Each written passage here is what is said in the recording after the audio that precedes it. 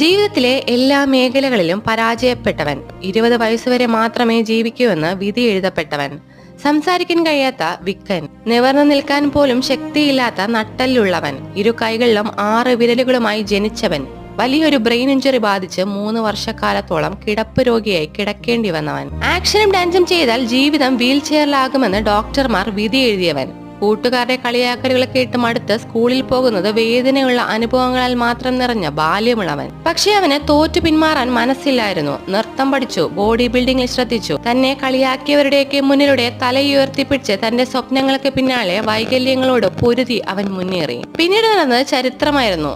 ലോകത്തിലെ ഏറ്റവും സുന്ദരനായ മനുഷ്യനെന്ന് പല സർവീസിലൂടെയും തെളിയിച്ച് ഇന്ത്യൻ സിനിമയിലെ പ്രമുഖ നടനും ബോളിവുഡിന്റെ ഗ്രീക്ക് ദൈവവുമായി മാറിയ ഹൃതിക് റോഷനാണ് ആ മനുഷ്യൻ. ലൈഫ് എന്നത് നിറയെ പ്രശ്നങ്ങളും പ്രതിസന്ധികളും നിറഞ്ഞത് തന്നെയാണ്. അതിൽ നിങ്ങളെ കൊന്നുകളയാത്തതെന്തും നിങ്ങളെ കരുത്തനാക്കാം.